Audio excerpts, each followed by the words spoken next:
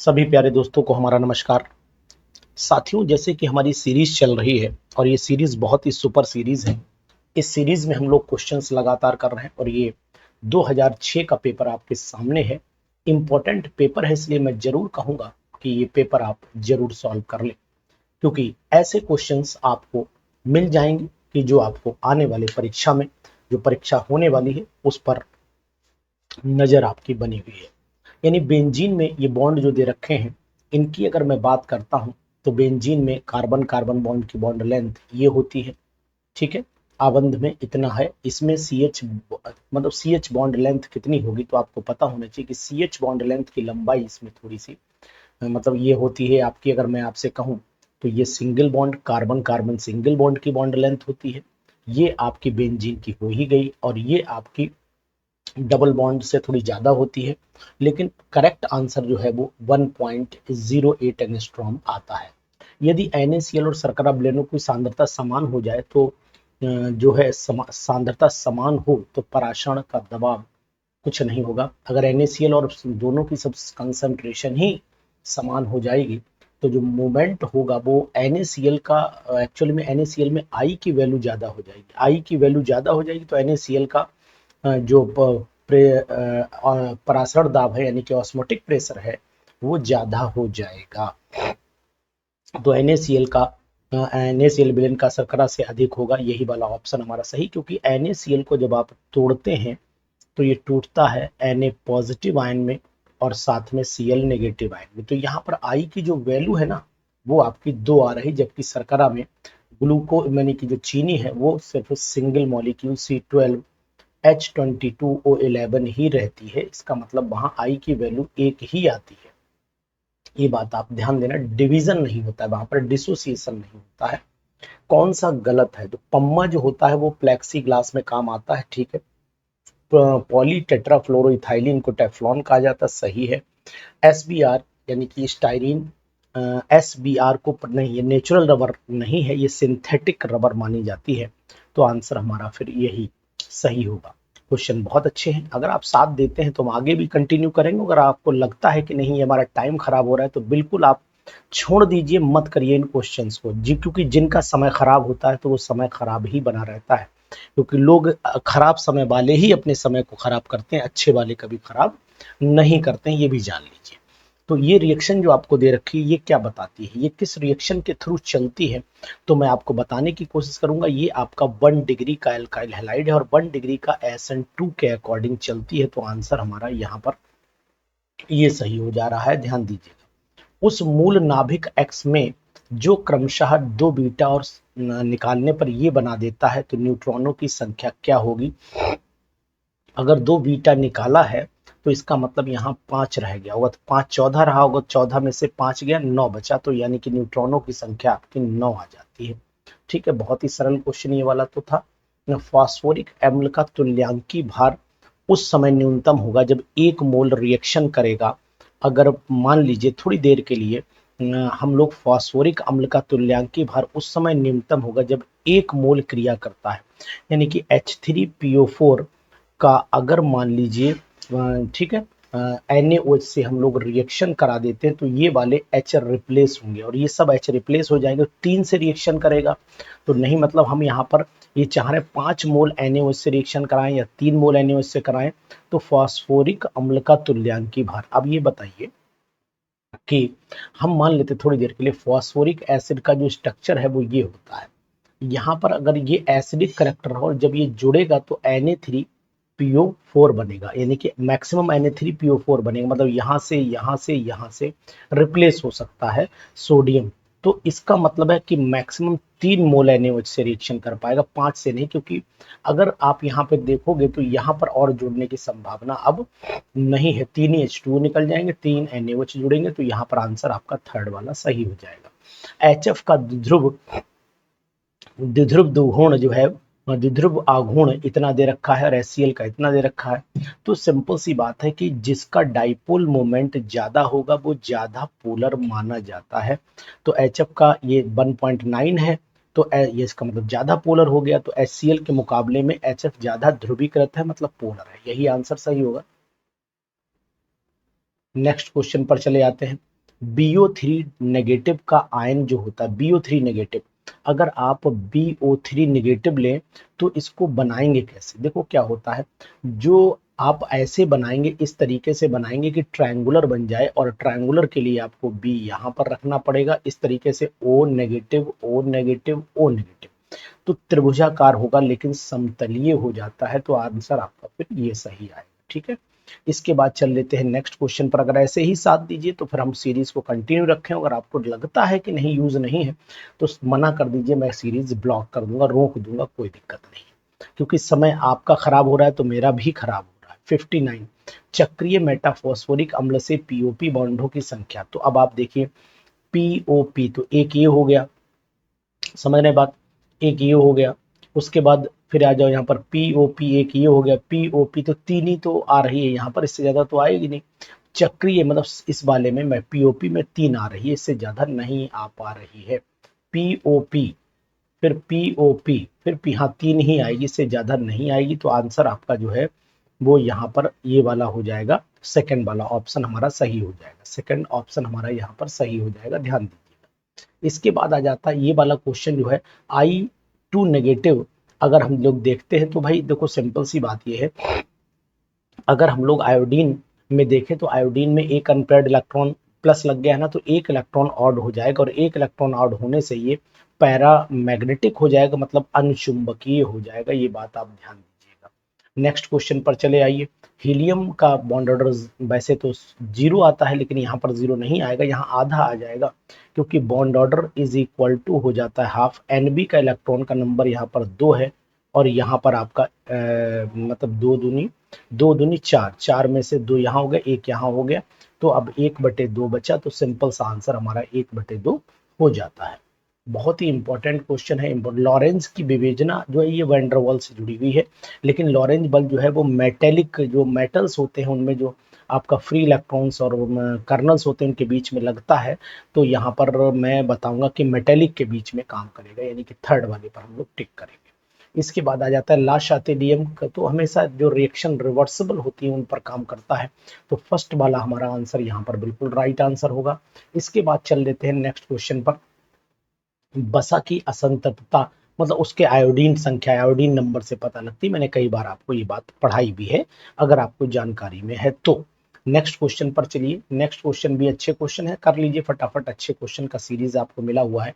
Boat conformation में cyclohexane, तो आपको बताने की कोशिश करूंगा कि बोट कन्फर्मेशन में, जैसे मान लो ये बोट कन्फर्मेशन है और साइक्लोहेक्सेन का है, तो यहाँ पर कह रहा है साइक्लोहेक्सेन अणु में किसी भी समय में कितना, तो भाई आप ये मानिए कि अगर हम लोग साइक्लो कन्वर्जन लेते हैं तो ये 6 स्टेप में कन्वर्ट हो जाता है, यानी कि एक को अगर हम लोग ये मान लेते हैं कि यहाँ 6 हिस्से को 100% मानते हैं तो 1/6 पार्ट हो गया, तो ये लगभग एक से भी कम नीचे परसेंटेज चली जाएगी।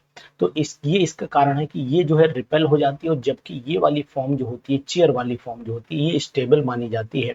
तो इसका मतलब है फिर यहाँ पर आंसर जो है वो हम लगभग देंगे कि बोट कन्फर्मेशन का जो साइक्लोहेक्सेन अणु है वो किसी भी समय पर बहुत ज्यादा नहीं, मतलब मिनिमाइज रह जाता है, तो वो लगभग 1% के आसपास आता है। सेलुलोज से जुड़ा हुआ कौन सा कथन असत्य है, तो आपको बताऊंगा कि सेलुलोज जो है वो आपका कथन, सेलुलोज से जुड़ा कौन सा कथन असत्य है। ग्लूकोज अणु बहुलक होता है, जो β1 4 से जुड़ा होता है, ग्लूकोज अणु एक बहुलक होता है, तो यही असत्य है। सेलुलोज, अच्छा ये है कथन, ये है ग्लूकोज अणु का, ये तो सही है, ग्लूकोज का ही बहुलक होता है, ये कपास का, ठीक है ये भी सही है। डेक्रोन, डेक्रोन तो सिंथेटिक हो गया, तो यही रॉन्ग हो गया, चलिए हटाइए, यही टेरिथेलिक एसिड और इथाइलिन ग्लाइकोल से मिलकर बना होता है, हटाइए इसको, बिल्कुल गलत हो गया। इसके बाद अगर मान लो NaOH के साथ गर्म करने पर शीतल HNO3 से अमृत तो AgNO3 मिलाया गया, उसके बाद व्हाइट प्रेसिपिटेट आपको मिला, तो Cl तभी व्हाइट दे पाएगा जब बेंजीन से डायरेक्ट नहीं जुड़ा होगा, तो बेंजीन से डायरेक्ट यहीं पर नहीं जुड़ा, यही व्हाइट प्रेसिपिटेट आपको दे सकता है। इसके बाद आ जाइए नेक्स्ट क्वेश्चन पर। एल्डिहाइड और कीटोन को हाइड्रोकार्बन में बदलने के लिए जिंक अमलगम, तो इसे क्लीमेंसन रिडक्शन के नाम से जाना जाता है, तो यहाँ पर आप क्लीमेंसन रिडक्शन याद कर लीजिए, बढ़िया रिएक्शन है।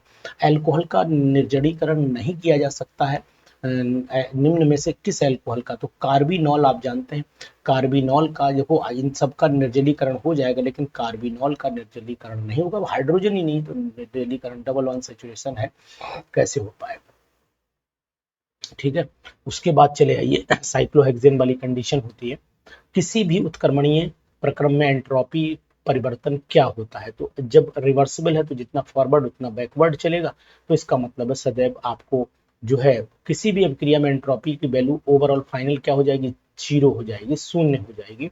तो यहाँ ध्यान देना है कि यहाँ चेंज रहता है, अगर यही अनुत्क्रमणीय होती तो फिर वैल्यू कुछ ना कुछ आती, पॉजिटिव या फिर नेगेटिव।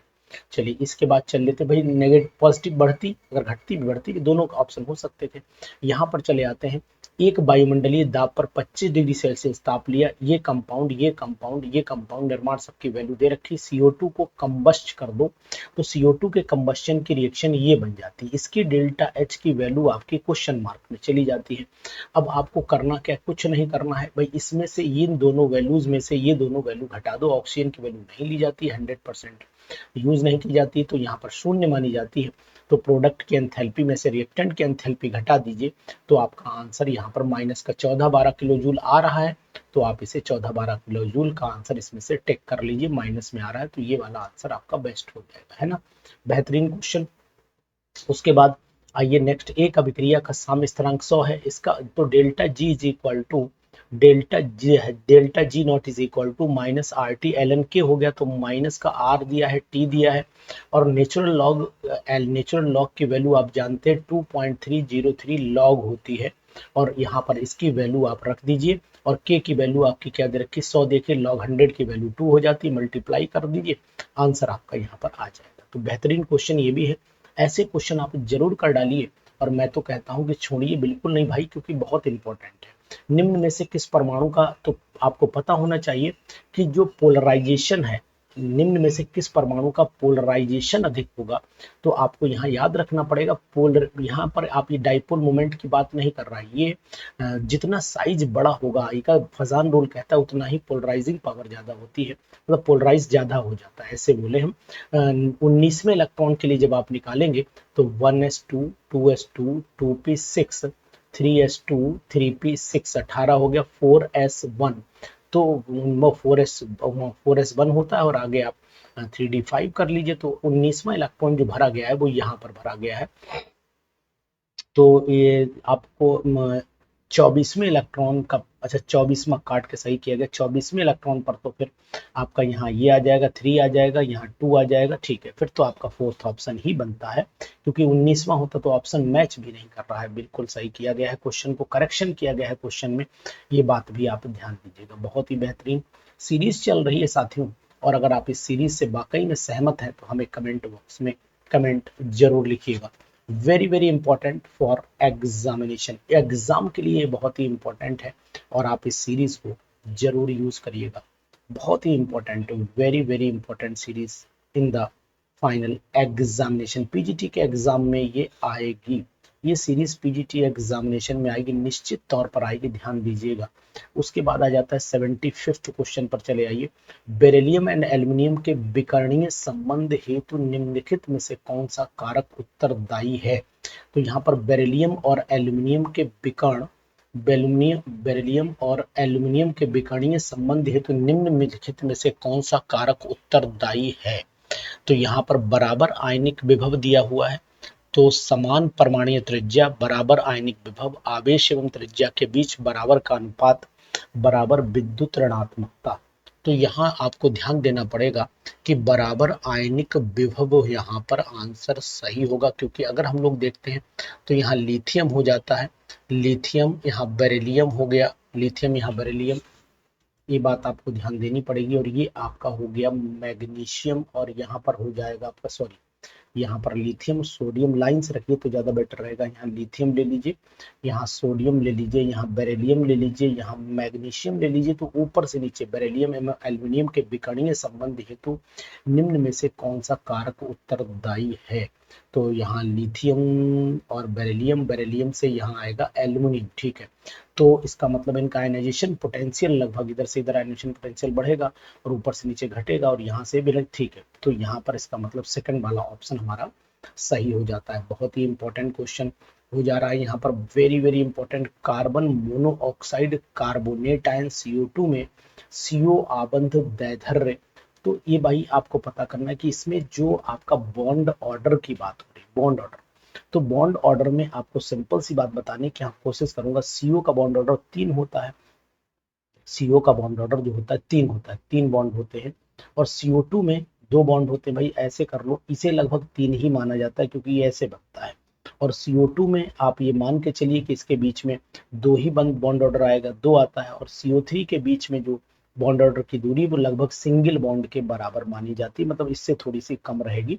तो यहाँ पर आंसर जो है फिर हम आपको बताएंगे कि इसमें आंसर आप लगाइए, सबसे ज्यादा बॉन्ड ऑर्डर आपका CO का आएगा, यानी यहाँ पर आंसर आ गया बॉन्ड दैर्ध्य का, बॉन्ड लेंथ जो है, आबंध दैर्ध्य, डिस्टेंस की बात कर रहे हैं, आबंध दैर्ध्य मतलब बॉन्ड डिस्टेंस। तो बॉन्ड डिस्टेंस तो सिंगल में होगी, फिर डबल, यानी कि आंसर नंबर 4 यहाँ पर हमारा सही होगा। बॉन्ड लेंथ की बात कर रहे हैं, बॉन्ड दैर्ध्य का मतलब है बॉन्ड लेंथ, बॉन्ड ऑर्डर नहीं है, ये बात ध्यान दीजिएगा। बॉन्ड अगर ऑर्डर होगा तो फिर CO की ज्यादा वैल्यू आएगी, बॉन्ड ऑर्डर में CO की ज्यादा आएगी, फिर CO2 की आएगी। मतलब बॉन्ड ऑर्डर की बात करें तो बॉन्ड ऑर्डर CO का ज्यादा, फिर आपका CO2। ठीक है, ये बात है। आबंध होता, अगर दैर्ध्य नहीं होता, आबंध होता, जैसे यहाँ पर दिया होता आबंध दैर्ध्य, ठीक है, बॉन्ड आबंध, ठीक, ध्यान देना इस बात का। 2s कक्षक के इलेक्ट्रॉन का कक्षक कोणीय संवेग जो होता है वो आपका पता होना चाहिए, एन लैम्डा, यानी कि L is equal to under root में फार्मूला है, L is equal to angular momentum is equal to under root L+1 h/2 pi. तो अब यहाँ s की वैल्यू ही 0 है तो सब मामला 0 हो जाएगा, कोई मतलब ही नहीं बता। और उसके बाद हम लोग आगे बढ़ लेते 78 वाले पर चले आते हैं। तो 78 del square psi upon del x square, यही वाला फार्मूला बड़ा फेमस फार्मूला है। इस वैल्यू को जरूर ध्यान रखिएगा क्योंकि यही श्रोडिंगर की वेव इक्वेशन मानी जाती है और इम्पोर्टेंट में आती है। कौन पैरामैग्नेटिक है तो आपको पता होना चाहिए अनुचुंबकीय, यानी कि अगर हम लोग देखें तो अनुचुंबकीय और एक होता है अनुचुंबकीय, पैरामैग्नेटिक। इसकी इंग्लिश में अगर मान लो O2 नेगेटिव को देखें तो यहाँ नेगेटिव हो गया था, हाँ ठीक है, 1 इलेक्ट्रॉन अनपेयर्ड आ जाएगा, 1 इलेक्ट्रॉन अनपेयर्ड, तो यही हो जाएगा। निम्न में से कौन सा कथन सही नहीं? Vitamin B2 thiamine, vitamin B1 riboflavin, यही गलत है, बाकी सब आपके सही है। तो 80 क्वेश्चन हम लोग कर चुके हैं, बहुत अच्छी सीरीज चल रही है। और अगर आप भी सहमत हैं तो जरा कमेंट बॉक्स में कमेंट करिए, और अगर आप सहमत नहीं है तो कमेंट बॉक्स में वो भी सहमति, अपनी असहमति भी जताइए। संयोजी बंध होने के कारण जो अधिकतम कठोर है तो B4C हीरा से हीरा है, B4E हीरा नहीं। तो क्या कह रहा है, यौगिक जिनमें से सहसंयोजी बंध की संरचना होती है तथा सहसंयोजी बंध की संरचना होती है तथा जो अधिकतम कठोर होते हैं, तो बोरॉन कार्बाइड और सिलिकॉन कार्बाइड डायमंड जैसे ही कठोर होते हैं, ये बात आप मान लीजिए अच्छे से। त्रिज्या का सही क्रम आपको पता होना चाहिए, नाइट्रोजन ऑक्सीजन बिल्कुल सही दिया हुआ है, इसमें भी कोई दिक्कत नहीं है क्योंकि ये बिल्कुल रटे हुए ऑर्डर माने जाते हैं। निम्न कथनों में से कौन सा कथन गलत है तो आपको बताने की कोशिश करूंगा। संकुल यौगिक जिसके केंद्रीय धनात्मक की उच्च ऑक्सीकरण संख्या है तथा डेल्टा O का मान अधिकतम, बिल्कुल सही। ऐसे संकुल यौगिक जिनका केंद्रीय धनायन की ऑक्सीकरण संख्या एक ही होती है किंतु जिनमें डी इलेक्ट्रॉनों की संख्या भिन्न होती है, डी इलेक्ट्रॉन संख्या बढ़ने के साथ नहीं, ऐसा कुछ नहीं, घटती चली जाएगी। यही सेंटेंस हमारा यहाँ पर रॉन्ग सेंटेंस बन जाता है। साथियों मित्रों, अगर आप चाहते हैं कि वाकई में सीरीज हमारी कंटिन्यू रहे तो जरूर कमेंट बॉक्स में कमेंट करिए। मैं इसलिए बार बार ये बात रिपीट कर रहा हूँ कि अगर आपका इंटरेस्ट नहीं है तो हम फिर ये सीरीज मतलब स्टॉप कर दें। ये 2021 तक ले जाने के मूड में है, 21 का पेपर भी आपसे सॉल्व करवाएंगे। संकुल आयन जिसके केंद्रीय परमाणु के डी उपकोष में इलेक्ट्रॉन की डी कोष में इलेक्ट्रॉन नहीं होता है, तो आपको बताएंगे कि यहाँ sp3 हाइब्रिडाइजेशन केवल रहेगी, तो वहां नहीं होगा, और sp3 हाइब्रिडाइजेशन आपको यहाँ पर मिल जाएगी। तो सिंपल सा सेकंड वाले में हो जाएगा। भाई sp3 है, जब sp3 हो जाएगा तो यहाँ पर फिर पॉसिबिलिटी नहीं दिखाई देगी, आपको ध्यान दीजिएगा। इसके बाद चले आते हैं नेक्स्ट क्वेश्चन की सीरीज पर, और नेक्स्ट क्वेश्चन करा ला शातेलिए का ब्राउन तथा ब्राउन का सिद्धांत जो होता है वो आपका फिजिकल और केमिकल जो इक्विलिब्रियम है दोनों पर अप्लाई हो जाता है। तो यहाँ पर आप फोर्थ पर, क्योंकि जैसे आइस से वाटर बन रहा है या केमिकल कोई रिएक्शन है, दोनों पर काम करता है, कोई दिक्कत इसमें नहीं आने वाली है। ध्यान दीजिए, बहुत ही इंपॉर्टेंट है, वेरी वेरी इंपॉर्टेंट। एग्जामिनेशन के पॉइंट ऑफ व्यू से। हैलोजन के ऑक्सी अम्लों की प्रबलता का सही क्रम, देखो ये HClO फिर HBRO और HIU, ये पेपर में PGT में कई बार क्वेश्चन आया है और इसको भी आप ध्यान दीजिएगा, बहुत इंपॉर्टेंट क्वेश्चन है। उसके बाद हाइड्रोजन परऑक्साइड और जल में ऑक्सीजन की ऑक्सीकरण संख्या -1 और -2 होती है, बिल्कुल सही है। अब Fe की ऑक्सीडेशन नंबर यहाँ पर +3 आती है, तो ये फोर्थ वाला यहाँ पर हो जाता है। इसमें बिल्कुल आप देर नहीं करिए, अपना आंसर फट लगाइए। अनुचुंबकीय मतलब पैरामैग्नेटिक यहाँ पर आउटर इलेक्ट्रॉनिक कॉन्फ़िगरेशन होता है और इसमें यहाँ पर अनपेयर्ड इलेक्ट्रॉनों की संख्या निकल करके सबसे ज्यादा आती है। देख लीजिए, आप इसको निकालिएगा। ये क्वेश्चन भी बहुत आता है। H पॉजिटिव आयन को अगर pH मान इसका देखें तो आपको 5 log 2 और log 2 घटा दीजिए, तो इसका मतलब 5 में से वैल्यू कम आएगी। 5 से वैल्यू में log 2 का पॉइंट यानी 5.5 में से आप घटाना है 0.3010 घटाना है। तो आप घटा करके देख लीजिए, यहाँ पर 9 या 4 बचेगा। बिल्कुल यही आंसर ही है, बिल्कुल सेट बैठा हुआ है आंसर, कुछ नहीं करना है। दिमाग ज्यादा आप ना लगाइए, ट्रिक लगाइए। कौन सा कथन सत्य नहीं है? फेलिंग विलेन एलिफेटिक एल्डिहाइड के साथ एल्डिहाइड देते हैं, एरोमेटिक नहीं देते हैं, तो कथन सत्य, ये तो सत्य लग रहा है, बिल्कुल सत्य है। एलिफेटिक एवं एरोमेटिक दोनों एल्डिहाइड द्वारा टॉलरेंट, बिल्कुल सही है। Methyl ketonic acetaldehyde iodoform test, ये भी सही है। एलिफेटिक और एरोमेटिक दोनों एल्डिहाइड द्वारा ल्यूकास परीक्षण, एरोमेटिक नहीं देते। एलिफेटिक ल्यूकास टेस्ट का मतलब ही नहीं, ल्यूकास रिएजेंट तो अल्कोहल में चलता है, तो रॉन्ग यही हो गया यहाँ पर, गलत यही वाला आंसर हमारा हो जाएगा। बहुत ही जबरदस्त क्वेश्चन।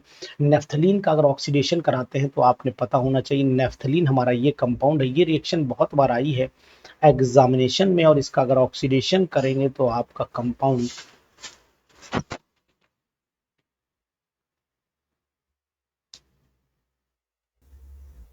तो यहाँ पर ध्यान देना पड़ेगा। ये थैलिक एसिड बनता है, ये कंपाउंड हमारा COOH यहाँ हो जाता है और एक रिंग इसमें रप्चर हो जाती है, तो यहाँ आंसर थैलिक एसिड पर आप टिक कर लीजिए। बहुत ही जबरदस्त क्वेश्चन ये भी है आपके सामने। क्वेश्चन एक से एक धांसू है, बशर्ते आप इनको कंटिन्यू कर पाए। देखिए, इस रिएक्शन को याद रखिएगा। इसके बाद ये रिएक्शन आपकी नस्ट इक्वेशन कहलाती है, जिससे जहां पर EMF का कैलकुलेशन होता है, बहुत ही इंपॉर्टेंट। निम्न में से कौन सा अमीनो अम्ल नहीं है? तो ग्लाइसिन, वेलिन और सिस्टीन ऑक्सैलिक एसिड है ही नहीं। बेकेलाइट, फिनॉल और फॉर्मेल्डिहाइड से बनता है, ये भी बहुत ही अच्छा क्वेश्चन है, जबरदस्त क्वेश्चन ये भी है। इसके बाद आप जानिए, लेंथेनाइड आयन वैद्युत चुंबकीय विकिरण को अवशोषित कर लेते हैं, विजिबल रेडिएशन करते हैं, तो इसका मतलब यहाँ पर फोर्थ आंसर हो जाए। ये क्वेश्चन इंपॉर्टेंट है, इस पर इंपॉर्टेंट लगा लीजिए, very very important question for PGT examination. इस बार 10-15 क्वेश्चन ऐसे हैं जो पिछले एग्जामिनेशन में मिल सकते हैं। फ्रक्टोज में कीटोनिक समूह नहीं होता, किंतु ग्लूकोज में एल्डिहाइड समूह होता है, फिर भी दोनों फेलिंग विलेन टॉलरेंस के साथ आप चयन करते हैं। इसका सही उत्तर ये है कि इसमें जो है वो, ये क्वेश्चन भी 2021 में है ना, लाउरी डी ब्राउन रीअरेंजमेंट के कारण ऐसा होता है, तो ये आ चुका है। लाउरी डी ब्राउन प्रविन्यास के कारण क्षारीय माध्यम में फ्रक्टोज, ग्लूकोज, अन्य एल्डिहाइड समूह रखने वाले मोनोसेक्राइड परिवर्तन हो जाता है तथा ये साम्य स्थान का मिश्रण माना जाता है, बहुत ही इंपॉर्टेंट है। 2021 में भी इस लाउरी जो है लाउरी डी ब्राउन रीअरेंजमेंट को पूछा गया था। निम्न में से कथनों पर विचार कीजिए। क्लोरीन की इलेक्ट्रॉन घनता फ्लोरीन से अधिक होती है, बिल्कुल सही है। फिर भी फ्लोरीन क्लोरीन की तुलना में प्रबल आक्षीकारक माना जाता है, सही है। और फ्लोरीन का उच्च अपचायक विभव एवं निम्न वियोजन ऊर्जा के कारण, तो आपका फिर आंसर ए। दोनों गलत है, ये नहीं है, यानी कि आपको इसमें से सही स्टेटमेंट आपको ढूंढना है, तो सही स्टेटमेंट चलिए अगले पन्ने पर देख लेते हैं। दोनों ही राइट हैं और एक्सप्लेनेशन भी हमें सही दिखाई दे रहा है, तो यहाँ पर हम आंसर जो ढूंढेंगे वो दोनों सही है। ये बात ए और आर दोनों गलत हैं। क्या हुआ, क्या गलत हो गया क्वेश्चन? चलो अब देख लेते हैं भाई, दोनों गलत हैं, दोनों सही हैं, ठीक है। अरे यहाँ पर आना पड़ेगा, क्वेश्चन कहाँ चला गया? क्वेश्चन ये है, क्लोरीन की इलेक्ट्रॉन बंधुता फ्लोरीन से अधिक होती है, बिल्कुल सही है। फिर भी फ्लोरीन क्लोरीन की तुलना में स्ट्रॉन्ग, अच्छा रिड्यूसिंग दिया है, ओहो, ऑक्सीडाइजिंग एजेंट होता है, ऑक्सीडाइजिंग एजेंट होता है, गलत हो गया। फ्लोरीन का उच्च अपचायक विभव यानी कि हाई रिडक्शन पोटेंशियल, नहीं गलत हो गया, ठीक। तो इसका मतलब हुआ, हमने ध्यान नहीं दिया, अपचायक है ना, इसका मतलब है रिड्यूसिंग एजेंट, ऑक्सीडाइजिंग नहीं, सॉरी। तो इसका मतलब आंसर फिर यहाँ पर आ जाता है आपका कौन सा? आंसर नंबर नेक्स्ट इसी में दोनों ही गलत हो गए। वेरी गुड, दोनों ही गलत हो गए, सॉरी फॉर दैट। निम्न में से किस धातु का, तो आपको टंगस्टन पता होना चाहिए, टंगस्टन का मेल्टिंग पॉइंट बहुत ज्यादा होता है। निम्न में से किस परमाणु का आयनन विभव सबसे अधिक होता है, तो नाइट्रोजन में 3p3 होने के कारण stable configuration, half field stable configuration माना जाता है इस कारण। एल्कोहल में आईआर स्पेक्ट्रम में ये पूछ लिया गया, देखो 1000 सेंटीमीटर एल्कोहल तो कौन सा होगा, प्राइमरी होगा 1 डिग्री, ये क्वेश्चन बहुत आता है, 1 डिग्री होगा, याद कर लीजिए, मैंने आपको पढ़ाया है। इसके बाद आप ध्यान, प्राइमरी का 1050, सेकेंडरी का 1100, 1150 याद करिए तीनों के, इनमें से कोई ना कोई सीओ स्ट्रेचिंग आ जाती है, ध्यान दीजिएगा, बहुत इंपॉर्टेंट है, ठीक है। इसके बाद क्षारीयता का बढ़ता हुआ क्रम, अगर हम लोग बात करते हैं क्षारीय मतलब न्यूक्लियोफिलिसिटी की, अगर हम लोग बेसिक करेक्टर बात करें तो जितना एसिडिक, जो ज्यादा एसिडिक होगा, जो ज्यादा एसिडिक होगा वो बेसिक कम होगा, तो फ्लोरीन कम हो गया और मिथाइल यहाँ पर ज्यादा हो गया, ठीक, यार ध्यान दीजिएगा, बहुत इंपॉर्टेंट क्वेश्चंस हैं ये साथियों।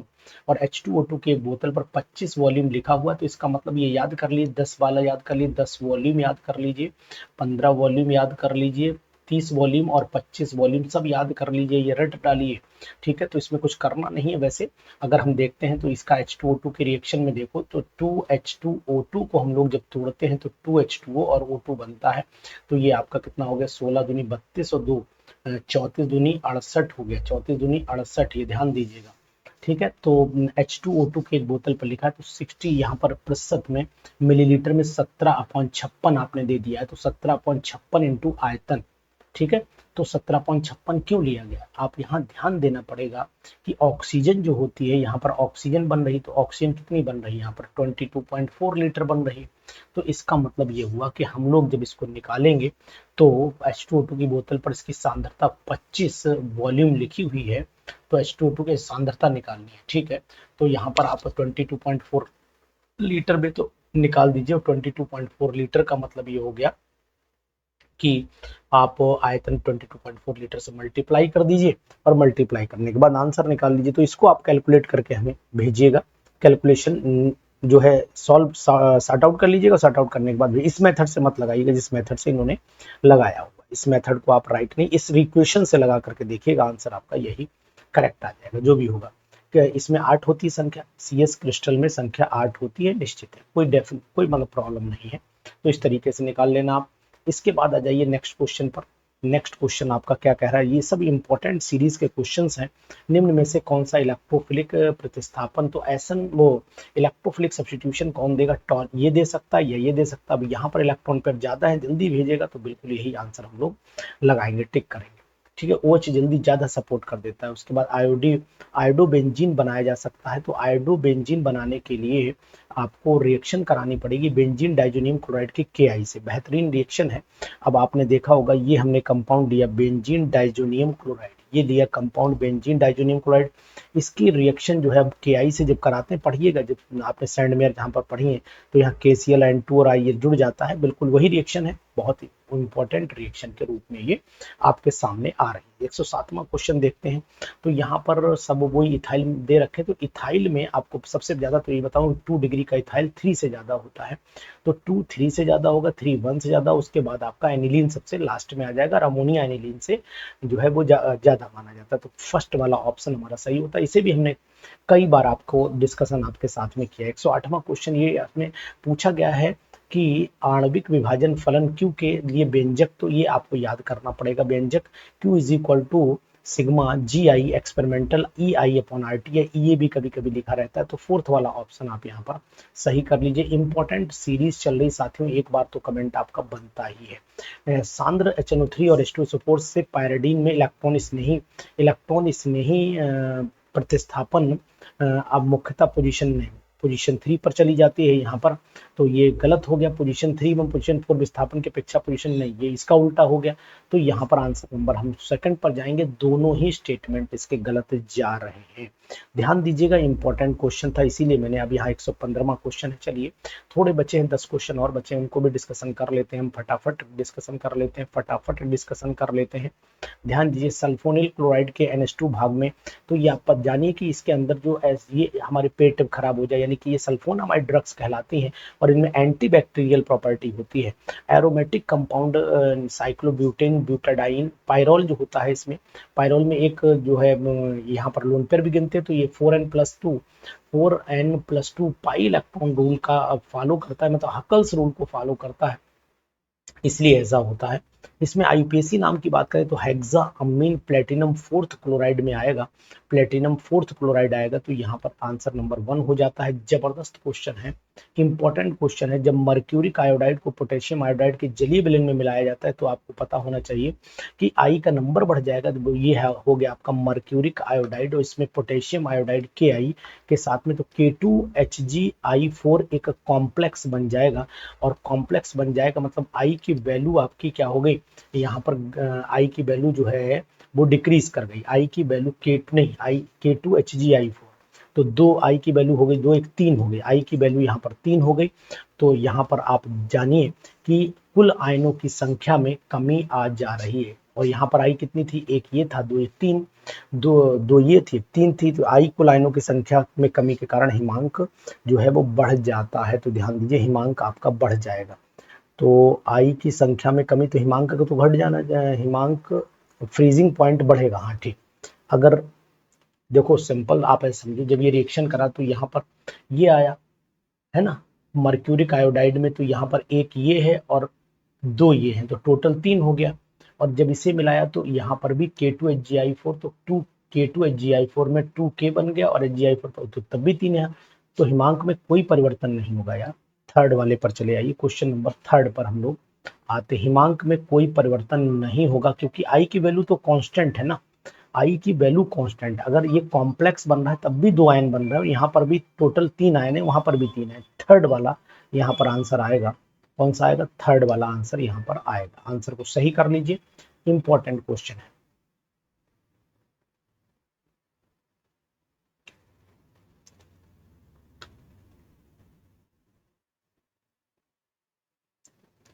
उसके बाद नेक्स्ट क्वेश्चन पर आइए। अगर क्वेश्चन नंबर नेक्स्ट की हम लोग बात कर लेते हैं, तो ये उत्पाद बना, यदि अभिकारक बी को प्रचुर मात्रा में, अगर एक्सेस में बी को लिए रिमूव कर देंगे, तो इसका मतलब है प्रचुर मात्रा में लिया जाए तो अभिक्रिया की दर केवल ए पर डिपेंड करेगी, बी पर डिपेंड ही नहीं करेगी, तो मतलब फर्स्ट ऑर्डर में चली जाएगी। तो यहाँ पर हम लोग इसे आपको देना पड़ेगा, यदि अभिकारक बी तो इससे फर्स्ट ऑर्डर आ जाएगी, सिंपल फर्स्ट ऑर्डर में लगा लीजिए आप इसको। ठीक है, इसके बाद एंथ्रासीन में इलेक्ट्रॉन की संख्या 2 2 4 2 6 2 8 10 2 12 2 14 आ जाएगी, तो यहाँ थर्ड पर लगा लीजिए। ठीक, जो चीज एक्सेस में ली जाती है उसको हम लोग यहाँ पर छोड़ देते हैं, इसलिए यहाँ पर आप अभिक्रिया की दर जो है वो हमेशा अभिकारक के कांस्टेंट मात्रा पर निर्भर करती है, इस बात का ध्यान दीजिएगा। नेक्स्ट क्वेश्चन पर चले आइए, क्वेश्चन नंबर नेक्स्ट देखिएगा। तांबे के क्रिस्टल में जिंक की जो तांबे के क्रिस्टल में 2n परमाणु है, जिसमें अष्टफलकीय छिद्रों की संख्या, देखो इसमें करना क्या पड़ेगा, अष्टफल वाइड कितने होंगे, तो कॉपर के अंदर जो वाइड होते हैं वो आपके आते हैं 2 गुने आते हैं, 2 गुने आते हैं, तो कॉपर के अंदर जो वाइड की संख्या नंबर ऑफ एटम्स के बराबर होगी, और ऐसा सॉरी, यानी कि octahedral void is equal to number of atoms, यानी कि 2n हो जाएगी। ठीक है, तो ये हो गई। इसके बाद हम लोग आगे चल लेते हैं, सीरीज बहुत अच्छी है। पोटेशियम परमैंगनेट को जब गर्म करते हैं तो फिर K2MnO4 को गर्म करेंगे, तो KMnO4 को गर्म करते हैं तो K2MnO4 बनता है। तो यहाँ पर तो आंसर जो है वो आपका पोटेशियम परम सही तो दिया है यार, KMnO4 को जब हम गर्म करेंगे तो K2MnO4 बनेगा, MnO2 O2 यानी कि सब बनेंगे ना, तो आंसर फिर आपका सही हो जाता है, 4 सही है, बिल्कुल राइट रिएक्शन है। इसके बाद आ जाइए क्वेश्चन नंबर नेक्स्ट पर। जो क्वेश्चन नंबर नेक्स्ट क्या कह रहा है कि एक कोलाइडी विलयन के 100 सीसी के रक्षण हेतु, तो इसमें पॉइंट जितना होता है ये ग्राम उतना ही माना जाता है, तो इसका मतलब 25 हो गया, तो उतना बता दीजिए, सिंपल सी बात है, उसमें कुछ करना नहीं रहता है। ठीक है, इसके बाद प्रयुक्त विभव के प्रभाव में परिक्षेपण माध्यम की गति को निम्न नाम से जाना जाता है, तो इलेक्ट्रोफोरेसिस के नाम से, तो यहाँ पर इलेक्ट्रो ऑस्मोसिस बन जाएगी, वैसे इलेक्ट्रोफोरेसिस बोलना चाहिए, और इलेक्ट्रोफोरेसिस यहाँ पर ये दिया है फोर्थ वाला। ठीक है, प्रयुक्त परिक्षेपण माध्यम की गति को निम्न नाम से जाना था, यही है, इलेक्ट्रोफोरेसिस बोला जाता है। क्या बोलते हैं, इलेक्ट्रोफोरेसिस के नाम से जानते हैं, फोर्थ वाला ऑप्शन आपका यहाँ पर सही माना जाएगा। ध्यान दीजिए, बहुत ही इंपॉर्टेंट है, परिक्षेपण माध्यम की गति प्रयुक्त विभव के प्रभाव में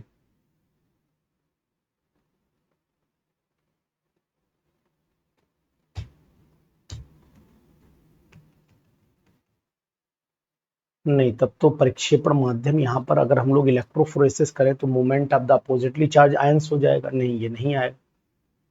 नहीं नहीं, सही है। इसी को आप चेक कर लीजिए एक बार और भी, आप भी चेक करिएगा। इलेक्ट्रो अगर हम प्रयुक्त विभव इलेक्ट्रो मतलब जो है वो इलेक्ट्रोड अप्लाई कर दें तो फिर हमारा जो प्रोसेस होता है इलेक्ट्रो ऑस्मोसिस, नहीं नहीं सही कह रहा है, इलेक्ट्रो ऑस्मोसिस हो जाए, सही है।